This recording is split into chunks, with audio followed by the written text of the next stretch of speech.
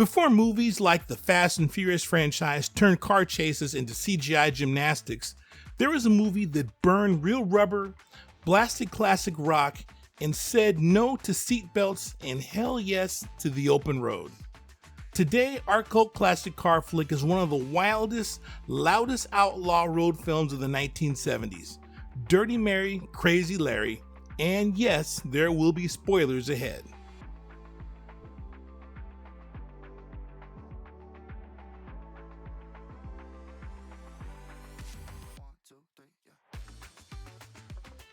Holding a Rotten Tomatoes score of 68%, Dirty Mary, Crazy Larry was released in 1974 and was based on the 1963 novel The Chase by Richard Uniacke.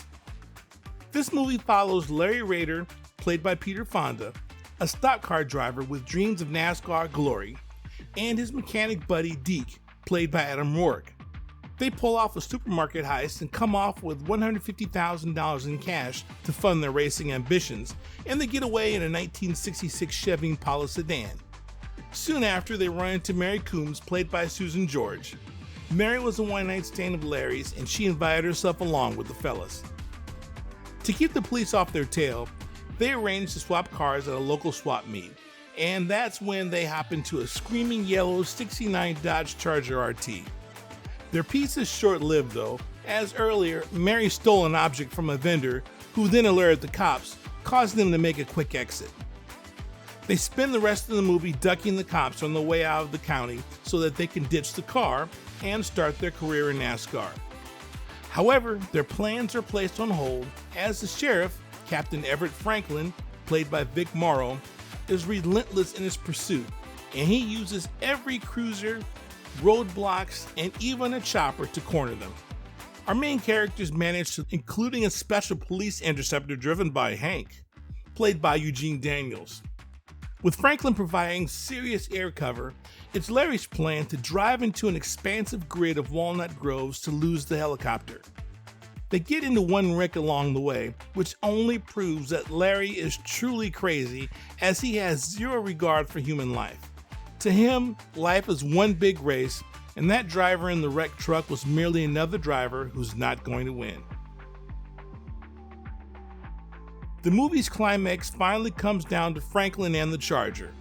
The chase scene is a doozy for sure, but in the end, the helicopter runs out of fuel and broke off the chase to land, leaving our crew in the Charger thinking that they're home free. But Franklin continued on the radio, calling out cars and places, making them think that the police was all around and there was no escape. Larry drove through the orchard with Mary calling out directions until they finally thought they had escaped.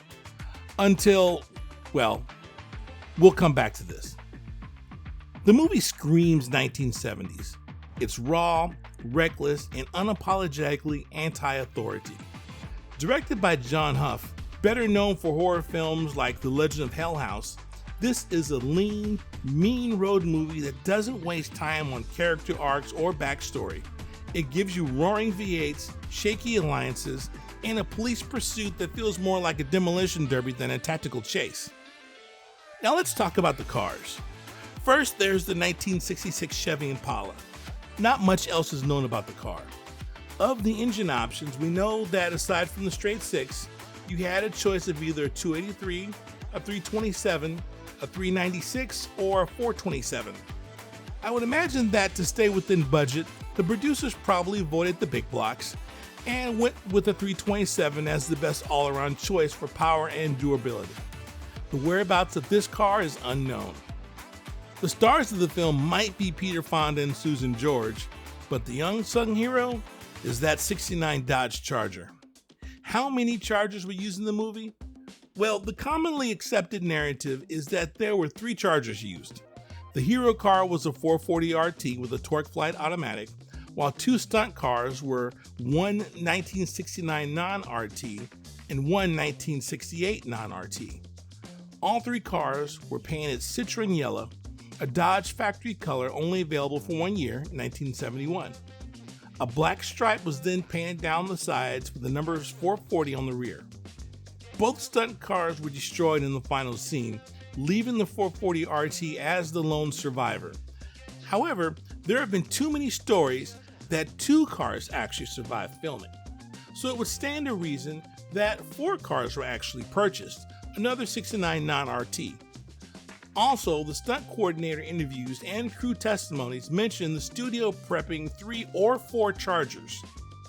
Fun fact, in post-production, the people working the colors actually thought that the car was supposed to be more like a bright yellow, thus adjusted the colors until the car was super yellow.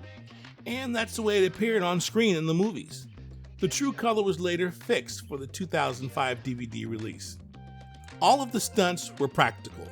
No CGI, no fancy camera tricks, just raw Detroit muscle, filmed in real time, flying down narrow roads at speeds well over 110 miles an hour. These stunts were actually dangerous, and that's part of what makes it so thrilling today. While most of the dangerous stuff was handled by stunt drivers, Peter Fonda did his fair share of the driving, something he insisted on. So for close-up shots, driving in traffic, and scenes where you can clearly see his face behind the wheel of the Charger, he's doing the driving himself. He once said in interviews that he insisted on doing a lot of his own driving because it added realism and he trusted his ability behind the wheel. So with the rumor being that 2 Chargers survived, from what I found is that one is in private hands, restored and confirmed by VIN and film crew markings. The second one was sold at auction and its whereabouts are unknown today. However, I did see another story on streetmusclemag.com that said that there was one survivor and that was sold to a DodgeCharger.com forum member. He confirmed that it was definitely an RT car, but in fact a 383 and not a 440. And unfortunately, he loaned it to his ex-girlfriend, and the story is that she let her 13-year-old sister drive it, who inadvertently took out a guardrail with it. He took the wrecked car to a dealership and traded it in. I suppose we'll never know for sure. The chase scenes in this movie are great. Similar to the one in Bullet, they're full of engines revving and tires screeching. If you're a gearhead, this movie is a love letter to high-stakes driving and that outlaw racing spirit. While Bullet may have had the best car chase scene, this movie here has got to be a close second. One honorable mention were the Dodge Polara pursuit cars, especially the Interceptor driven by Hank. His dialogue in the movie is definitely unforgettable, and his character was so stoked because his top end was unlimited.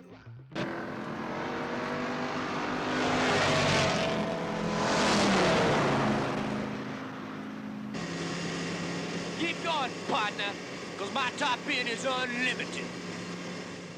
These Interceptors were also 440 Magnum equipped and well known to reach speeds in upwards of 130 miles an hour. Now, let's talk about that ending. You've been warned.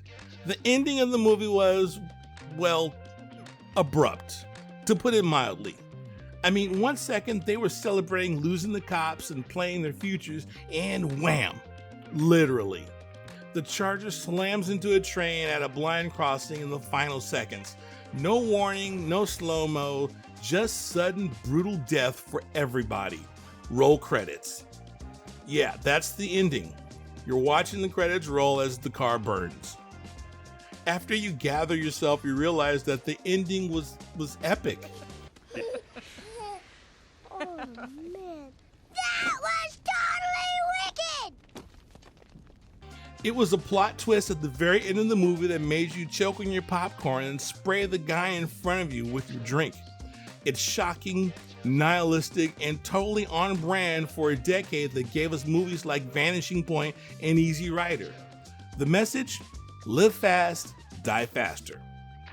Now for the actual stunt, they took the 68 car, removed the engine and possibly the transmission, loaded the car with explosives, and used a cable running under the train tracks to pull the car into the train.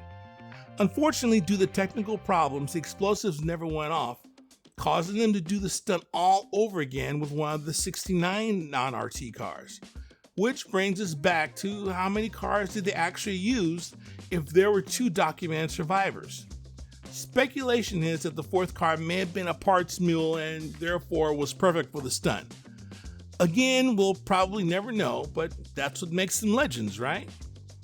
Dirty Mary Crazy Larry today is an absolute must-watch for any gearhead, especially if you're a Mopar enthusiast. But know what you're getting into. It's not deep, it's not polished, and it doesn't even try to be.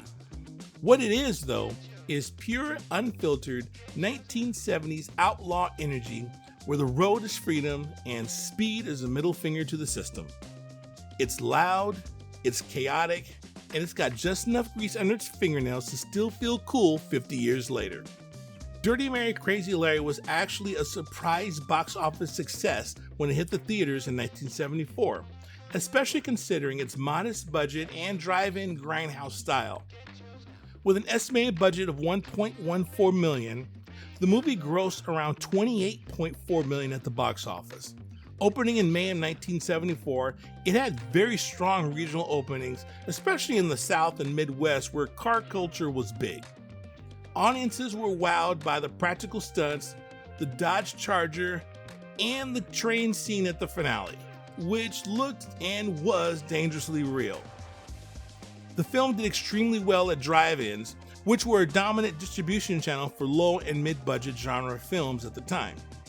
Dirty Mary Crazy Larry ended up as one of the 20 highest grossing films of 1974 in the US.